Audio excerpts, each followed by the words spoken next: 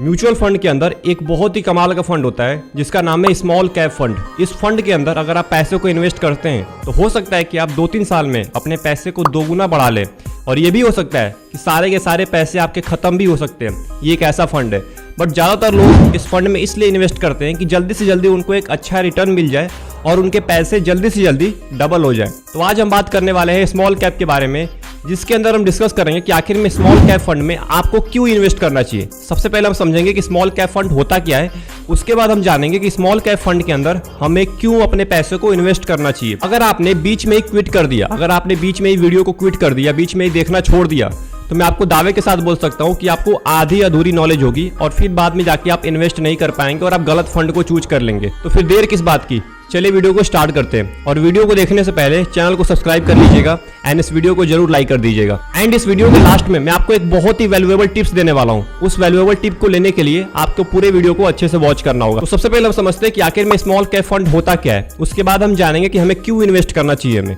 तो small cap fund small cap stocks में अपने पैसे को इन्वेस्ट करता है, मतलब जो भी स्टॉक्स होते हैं, जो स्मॉल कैप स्टॉक्स होते हैं, उसमें अपने पैसे को इन्वेस्ट करता है। इसको बोलते हैं हम small cap fund. Small cap stock उस कंपनी के स्टॉक होते हैं जिनका मार्केट कैपिटलाइजेशन बहुत ही छोटा होता है, मतलब जो भी कंपनियां होती है उनका जो टर्नओवर होता है वो $2 बिलियन से $3 बिलियन के बीच में होता है। मतलब कि बहुत ही छोटी कंपनीज होती हैं, जो नई नई कंपनी स्टार्ट हुई होती है, इसीलिए इनको कोई जानता भी नहीं है। बट बहुत सारे लोग रिसर्च करते हैं, उसके बाद जाके अपने पैसे को स्मॉल कैप फंड में इन्वेस्ट करते हैं। तो आई होप आपको स्मॉल कैप फंड के बारे में पता चल गया होगा।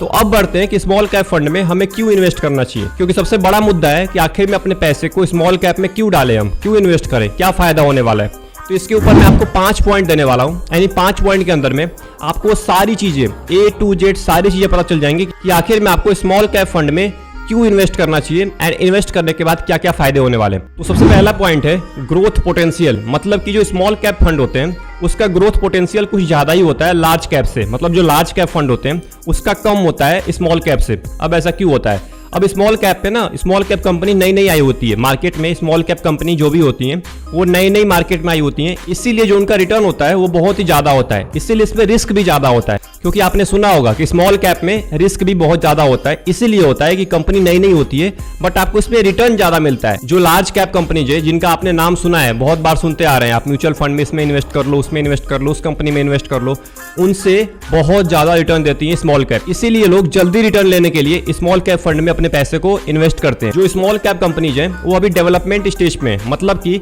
इनका अभी डेवलपमेंट चल रहा है, और एक बार जब कंपनी अपना डेवलपमेंट अच्छे से कर लेती है फिर अपने आप को ग्रोथ करती है, मतलब अपने आप को फैलाती है। जैसे मिड कैप में भी आ गई, लार्ज कैप में भी आ गई, ऐसे कंपनी जाती हैं। तो सबसे पहले स्मॉल कैप फंड में जो भी नई नई कंपनीज होती हैं वो डेवलपमेंट स्टेज पे होती हैं और इस कंपनी में ग्रोथ पोटेंशियल बहुत ज्यादा होता है। बढ़ते हैं दूसरे पॉइंट की तरफ। दूसरा पॉइंट है मार्केट इनएफिशिएंसी, मतलब जो स्मॉल कैप फंड होता है वो ज्यादा मार्केट में अपना नाम नहीं बनाया होता है, मतलब ज्यादा वेल नोन नहीं होता है। अब इससे क्या होता है ना कि बहुत सारे इन्वेस्टर इसमें अपने पैसे को इन्वेस्ट करना नहीं चाहते हैं, या बहुत सारे ऐसे फंड मैनेजर हैं जो एक्सपीरियंस नहीं होते हैं। इसके वजह से जो स्मॉल कैप फंड के स्टॉक्स हैं वो अंडर वैल्यूड होते हैं, मतलब ज्यादा परफॉर्म नहीं करते इनके stocks.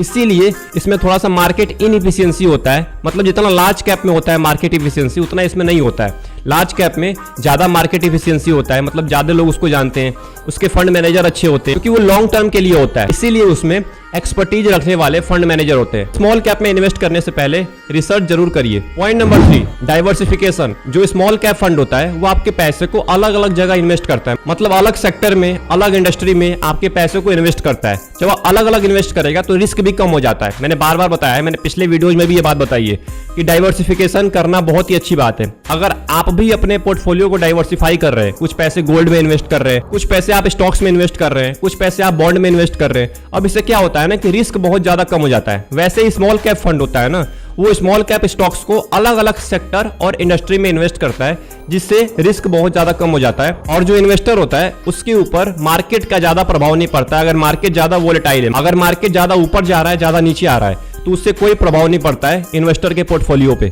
Point number 4, long term investment. मतलब अगर आप लॉन्ग टर्म के लिए आ रहे हैं, 2 साल के लिए, 3 साल के लिए, 4 साल के लिए, 5 साल के लिए, तो आप स्मॉल कैप में इन्वेस्टेड रह सकते हैं, आपको अच्छा रिटर्न मिल सकता है। बट इन्वेस्ट करने से पहले मैं बार बार बोल रहा हूं कि रिसर्च जरूर करिए, क्योंकि स्मॉल कैप में रिस्क भी बहुत ज्यादा होता है, बहुत ज्यादा रिस्क होता है। बाकी सारे फंड से सबसे ज्यादा रिस्क होता है स्मॉल कैप फंड में।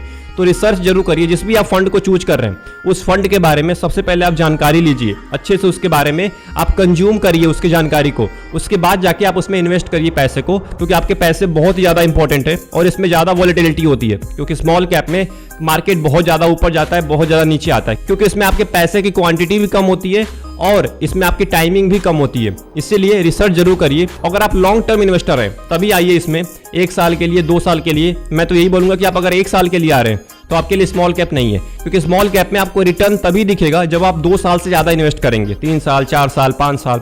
तो आइए, लेकिन लॉन्ग टर्म के लिए आइए। जैसे आप बाकी फंड्स में आते हैं, लार्ज कैप में, मिड कैप में, फ्लेक्सी कैप में, वैसे आप स्मॉल कैप में भी आइए। आगे आने वाले वीडियोज में मैं फ्लेक्सी कैप के बारे में भी और लार्ज कैप फंड के बारे में बात करने वाला हूं, तो उसके लिए भी रेडी हो जाइए। तो आई होप आपको चौथा पॉइंट भी समझ में आ गया होगा। तो बढ़ते हैं 5वें पॉइंट की तरफ। 5वां पॉइंट है रिस्क कंसिडरेशन, मतलब कि जो बाकी के फंड है, large cap fund, mid cap fund, flexi cap fund, इनसे थोड़ा सा ज्यादा रिस्क होता है स्मॉल कैप फंड में।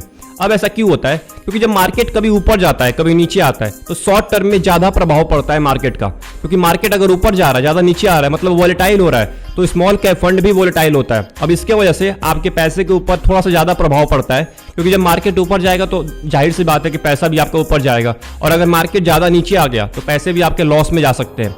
इसीलिए स्मॉल कैप को देख के इन्वेस्ट करिए। और जो स्मॉल कैप फंड होता है उसका लिक्विडिटी जो होता है ना, वो बहुत ज्यादा कम हो सकता है। अब इससे क्या होगा, इससे क्या फर्क पड़ेगा? अब जो भी स्टॉक्स होते हैं ना, उसको बेचने और खरीदने में बहुत ज्यादा प्रॉब्लम आती है। एक प्राइस पे आप उसको खरीद नहीं सकते, क्योंकि कभी मार्केट कभी ऊपर जाता है, कभी नीचे आता है, तो थोड़ी सी ज्यादा प्रॉब्लम होती है, थोड़ा सा ज्यादा रिस्क होता है। बट अगर आप रिस्क को समझ गए, अगर आपने अच्छे से उसको रिसर्च कर लिया, तो आई होप आपको रिस्क का सामना नहीं करना पड़ेगा। अब बढ़ते हैं उस वैल्यूएबल टिप्स की तरफ जो मैंने आपको शुरू में बताया था। अब ये वैल्यूएबल टिप क्या है? अब देखिए, जब भी आप इन्वेस्टमेंट करने जाते हैं तो आपको एक चीज जरूर ध्यान रखिए, वो है कि आपको अपना बजट जरूर सेट करना है, क्योंकि बहुत सारे लोग होते हैं जो अपना बजट नहीं सेट करते हैं। मैंने बहुत लोगों को देखा है अपने इन्वेस्टमेंट को रोकते हुए इन वजह से।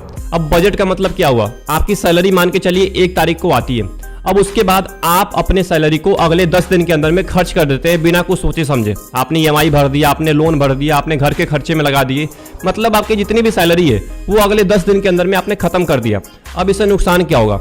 ना आपने इन्वेस्टमेंट किया, ना आपने इमरजेंसी फंड बचाया, ना आपने उस पैसे को सेव किया, तो इससे फायदा क्या हुआ? फिर तो आप सैलरी कमा ही रहे हैं केवल खर्च करने के लिए। तो अपना बजट सेट करिए, मतलब कि जब आप इन्वेस्टमेंट करने जा रहे हैं, वो स्मॉल कैप हो, लार्ज कैप हो, मिड कैप हो, जो भी फंड हो, उसके अंदर अगर आप इन्वेस्ट करने जा रहे हैं तो आपको बजट जरूर सेट करना पड़ेगा। आप एक बार सेट करिए कि आपको 1 तारीख को जब आपकी सैलरी आती है तो आपको उस दिन इन्वेस्टमेंट में लगाना है, क्योंकि बहुत सारे ऐसे म्यूचुअल फंड होते हैं जिसमें ऑटो पे का सिस्टम होता है। आप ऑटो पे स्टार्ट कर दीजिए।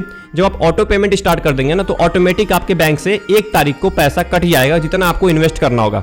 फिर आपको टेंशन नहीं होता है कि यार पैसे इन्वेस्ट करना है, मेरे पैसे खर्च हो गए। तो 1 तारीख को अगर आप जितना भी इन्वेस्ट कर रहे हैं, मान के चलिए 5000 रुपये इन्वेस्ट कर रहे हैं, तो 5000 रुपये ऑटोमेटिक वहां से कट जाएगा। तो ये सबसे बड़ा फायदा होता है ऑटो पेमेंट का, कि आपको इन 5 पॉइंट के अंदर में कोई दिक्कत नहीं आया होगा। अगर आपको कोई प्रॉब्लम है, अगर आपको कुछ समझ में नहीं आया, तो आप कमेंट बॉक्स में टाइप कर सकते हैं।